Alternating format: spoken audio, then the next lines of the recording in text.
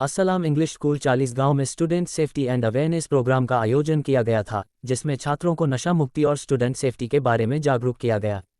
इस प्रोग्राम में शंकर मुटेकर सर, सहायक पुलिस निरीक्षक चालीसगांव शहर पुलिस स्टेशन, बतौर चीफ गेस्ट और एडवोकेट समीर शेख साहब बतौर स्पेशल गेस्ट उपस्थित थे। प्रोग्राम का संचालन मोहसिन खान सर ने किया और छात्रों को समाज में सुधार और सोशल डेवलपमेंट के बारे में जानकारी दी गई। इस तरह के प्रोग्राम छात्रों के लिए बहुत ही उपयोगी होते हैं और उन्हें समाज में सकारात्मक बदलाव लाने के लिए प्रेरित करते हैं। सूत्र संचालन मोहसिन सर, स्पोर्ट्स टीचर, ने अपने शानदार अंदाज में एंकरिंग कर प्रोग्राम को कामयाब बनाया। इस प्रोग्राम की सफलता में स्कूल के सभी शिक्षकों व स्टाफ का विशेष योगदान रहा। ये हमारी स्कूल के लीगल एडवाइजर भी है, इनके वेलकम के लिए भी जोरदार क्लैप कीजिए आप लोग। इस प्रोग्राम का मकसद स्टूडेंट्स को अवेयर करना है, इसी खास मकसद से ये प्रोग्राम रखा गया है। चलिए इस प्रोग्राम की अगली कड़ी को आगे बढ़ाते हैं और हम हमारे आए हुए मेहमानों का हम सत्कार करते हैं। मैं सभी जेंट्स टीचिंग स्टाफ से रिक्वेस्ट करूंगा कि वो आए और आदरणीय शंकर मुटेकर साहब का गुल और शाल देकर इस्तकबाल करें। मैं ये शेर में सर के लिए बोलना चाहूंगा। मुझे अभिमान है इसका कि मैं हूं अंग वर्दी का, मुझे अभिमान है इसका कि मैं हूं अंग वर्दी का, बड़ी किस्मत से मिलता है ये खाकी रंग वर्दी का, ये खाकी रंग वर्दी का। शंकर मुटेकर साहब।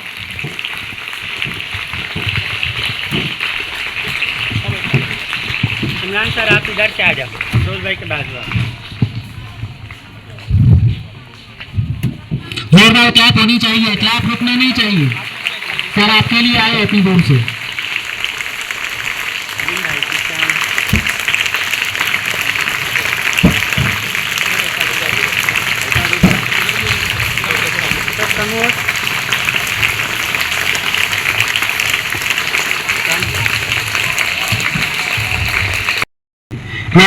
मैं रिक्वेस्ट करूंगा अफरोज भाई से कि वो समीर सर को बुके और शॉल देकर इनका सत्कार करें।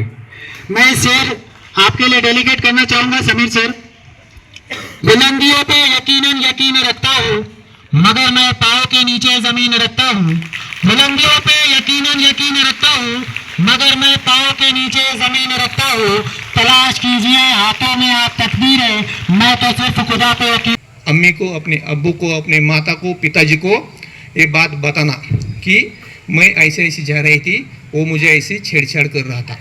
वो सबसे इम्पोर्टेंट है, क्योंकि स्कूल के बच्चों को आजकल क्या हो रहा है कि बैड टच किसे और गुड टच किसे कहते हैं ये पता नहीं है। और ये पता नहीं रहने की वजह से कोई भी इंटेंशनली आपको टच करता है तो आप उसको विरोध नहीं कर सकते। तो आपको पता चला गुड टच किसे कहते हैं और बैड टच किसे कहते हैं। ओके, अभी आपके यहाँ बड़ी लड़कियां हैं तो मैं आपके लिए बताना चाहता हूँ कि देखो, आपको यहाँ अपने पिताजी ने, अपने माताजी ने एक बहुत बड़े यकीन से स्कूल में भेजा है ना, कि मेरा बच्चा स्कूल जाएगा, अच्छा पढ़ेगा, अच्छा पढ़कर कुछ बनेगा, मतलब कोई आईएएस बन सकता है, कोई आईपीएस बन सकता है, कोई इंजीनियर बन सकता है, डॉक्टर बन सकता है, बराबर। तो ये बनने के लिए क्या करना चाहिए? पढ़ाई। आप अच्छे से पढ़ाई करोगे तो वो आप बन सकोगे।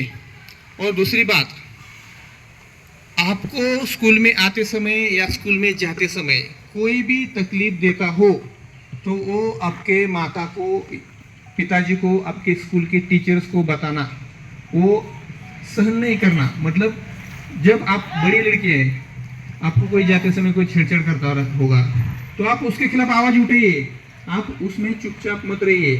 क्योंकि बहुत लड़कियों का ऐसा लगता है कि मैं घर जाऊंगी, मेरी माता को, मेरे पिता को बताऊंगी कि भाई मैं स्कूल आते समय मुझे किसी ने ऐसा छेड़ा या कुछ गलत नज़र से ऐसे देख रहा है, तो बाद में पिताजी माताजी स्कूल आपको नहीं जाने देंगे।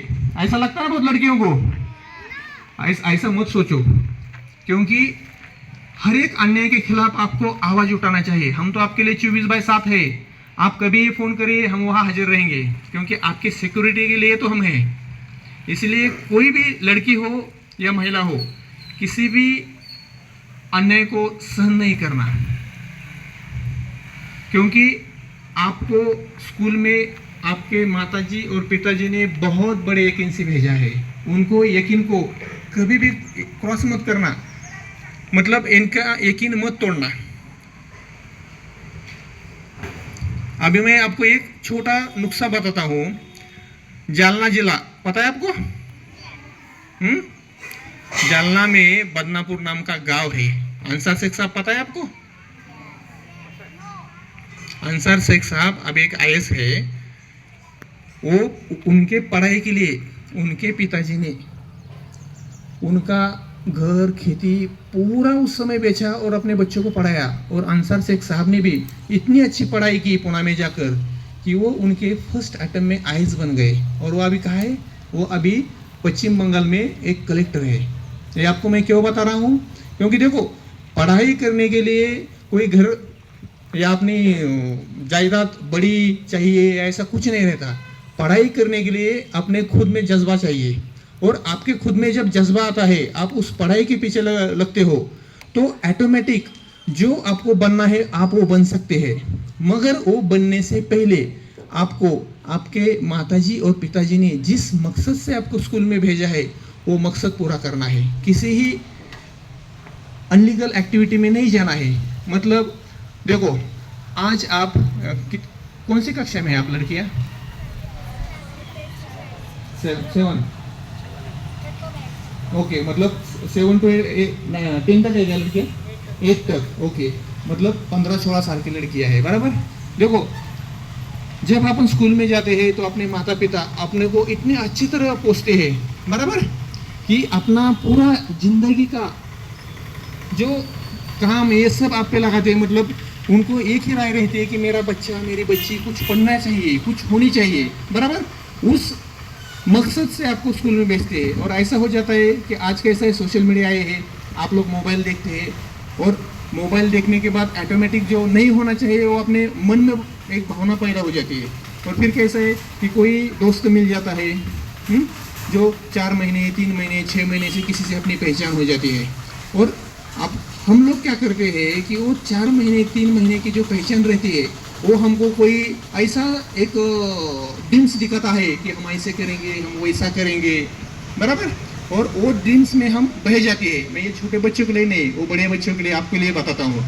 और उस ड्रीम्स में हम बह जाते हैं और हम हमारे माताजी हमारे पिताजी से ज़्यादा उस अननोन पर्सन पर हम यकीन करते हैं। और जो वो यकीन वो गलत रहता है। देखो, हमको अभी एक 17-18 साल तक अपने माताजी पिताजी ने इतनी बहुत अच्छे से पाला है। अपने ड्रीम्स पूरी करने के लिए उन्होंने हमको स्कूल में भेजा है। तो मैं आपको सबको रिक्वेस्ट करता हूँ, ऐसा कोई भी काम मत करो कि जिससे अपनी माताजी और आपके पिताजी की मान, मतलब जो इज्जत है वो नीचे जाएगी। ऐसा कोई एक्शन मत लो। दूसरी बात,